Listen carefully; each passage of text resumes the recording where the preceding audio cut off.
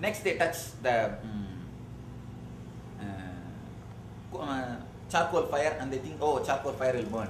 Next they touch the matchstick fire and understand matchstick fire will burn. By the time they understand, touching every fire, that all fire will burn, their body will be ready to be burnt. Okay. They end up their life. So this is one way of learning. This is what I call experience. One by one, you understand. The other thing, the other group of people, just by touching one fire, they understand all fire will burn. Okay. So this is what I call enlightenment. Anubhuti. So Anubhava, you need age. The more aged, you know how many number of fires will burn. But Anubhuti is intelligence. It's enlightenment. In one glimpse, you understand what is the reality. So to have experience, you need age. To have intelligence, you don't need age. Actually, to have more intelligence, it is possible for the young people because they are more open, more curious, or more doubtful. Because doubt is the torch to intelligence. Doubt is the torch to intelligence.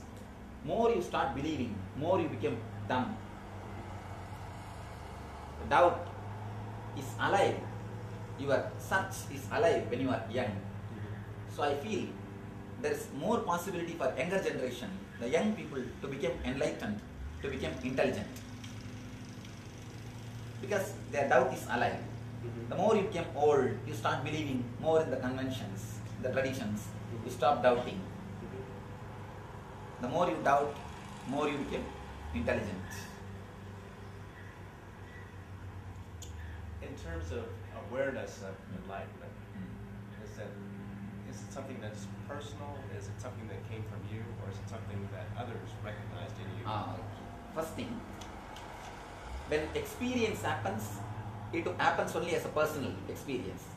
But when expression happens, people recognize. Expression happens means when the enlightenment happens, you start radiating love, bliss. You start radiating intelligence, wisdom. So naturally, the expression is recognized by the others. His presence itself gives a soothing effect, sort of a joy, sort of a relaxed mood, and it heals your psychological pains, emotional injuries, many times even the physical diseases. So, when the expression happens, people start recognizing. It is both. As an experience, it is totally personal. As an expression, anybody who comes near, they recognize.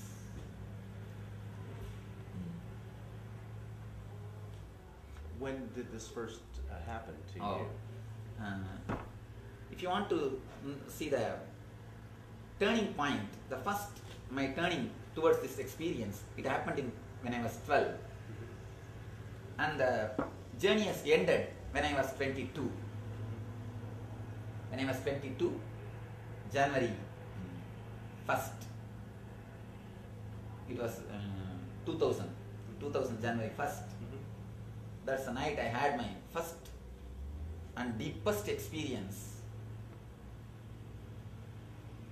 of no mind state, or utterly relaxed, nowhere to go, nothing to reach, nothing to be achieved, no more doubts, just a peaceful, wonderful, ecstatic feeling. So that started in expressing in many different ways, through physical healing, emotional healing, mental healing of others, because energy is infectious. Einstein says we are not islands as we think.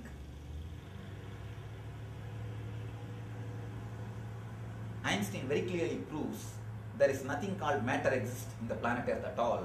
Whatever exists is energy.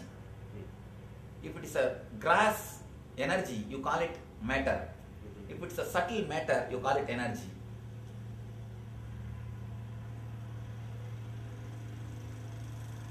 So,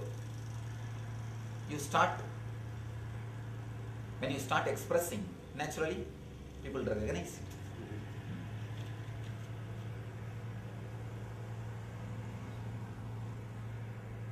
what would be the barriers that would prevent people from recognizing? Or are there? Maybe total negative attitude is the only thing which can prevent people from recognizing. There are two things. Collecting arguments and giving judgment. Having judgment and collecting arguments for your judgment. If somebody is already prejudiced and he has got clear judgment and he doesn't want to change, he just wants some arguments to support his judgment, then he can't recognize. But if he is having a real doubt, the doubt of a scientist, when a hypothesis is presented, scientist has got his own doubt, but his doubt is open. His doubt is something like trying to experiment. When you have the doubt with which you want to experiment, you will always understand. Neither faith nor negativity. If you have deep faith also, you will not explore. You will have the negative approach also, you will not explore. I expect the open mind, a doubt of a scientist to explore, to see what it is. Just a little bit of courage is more than enough to recognize or understand. Neither faith nor negative approach. Just an open mind, a inquisitiveness, a seeking, a doubt, what it is, let me see. Let me just see. Let me have a little bit of courage to practice one or two techniques or play with one or two techniques. That's more than enough. Is there a constant in terms of once you have reached enlightenment, is there any jeopardy of falling back? No, there is no falling back, because the whatever can pull you back, everything gets burnt away. So there is no falling back. It is just a state or experience in which you are dissolving. So there is no question of falling back. It is just an eternal experience. Is enlightenment for one person the same as enlightenment for another person, even though it's achieved on a personal level? As an experience, it is one and the same. What experienced by Buddha, Jesus, Muhammad, Rama, Krishna, as an experience, this is all one and the same. Rama, Krishna, Buddha, Jesus, Allah, Jesus or Muhammad or Jagatguru, all these guys. Experience, as an experience, it is one and the same. But as an expression, they express in a different way. Buddha expresses in more silent and meditative way. Krishna expresses more like a joyful dancing way. Jesus expresses in a way of discourses and in a way of teachings. So each one has got their own way of expression. Expressions are different, but experience is one and the same.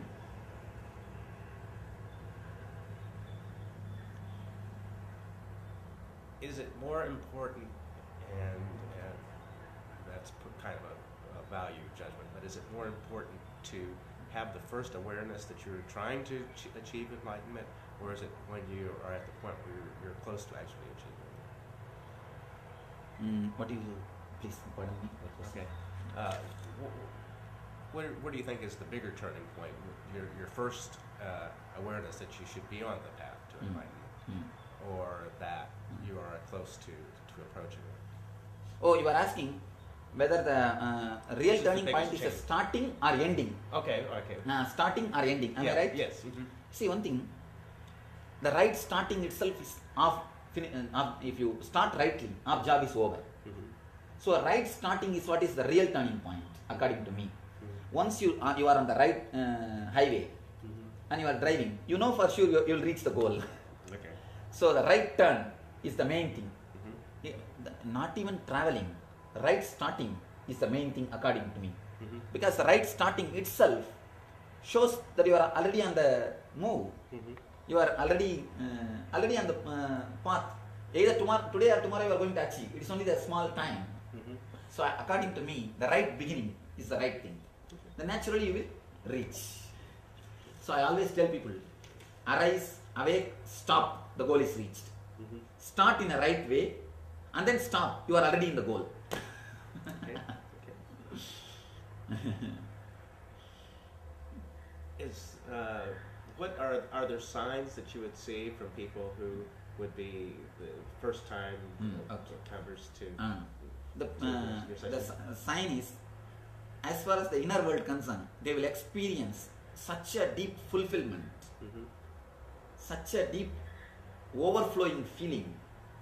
They will feel the life is too much showering on them. They will feel such a deep ecstasy. This is the first experience with which they can verify whether they are on the right path. The expression will be love, compassion and bliss. So if a man takes on this path, two things will happen. He will start feeling deep bliss and he will start radiating the same bliss.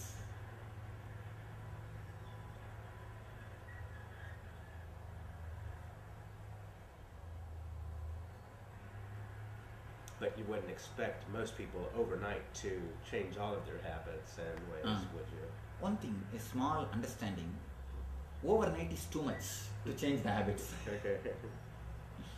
Because when you know it is your habit, when you know it is a conditioning, why can't we drop it? The very word shows habit or conditioning means we are created. So when we are created, we have all intelligence, power to drop it. When you say the part which you are holding in your hand is hot and it is burning you, why can't you drop it? So according to my experience, we have enough of intelligence. In India, they use a sort of a net or a trap to catch the monkeys. It will be nothing. There will be a rope. In the end of the rope, the sweet will be tied. The monkey catches that sweet. The moment it catches the sweet, the hunter will start pulling the rope. If the monkey lets go the sweet, immediately it will escape. It is free. Nobody is catching him. Nobody is binding him. But he will never let go the sweet. He will catch and try to escape. Catch and try to escape. By the time he catches and tries to escape, hunter will catch the monkey. So it is nobody who is keeping us in bondage. It is just our own desires which keeps us in bondage. We have freedom to be in bondage.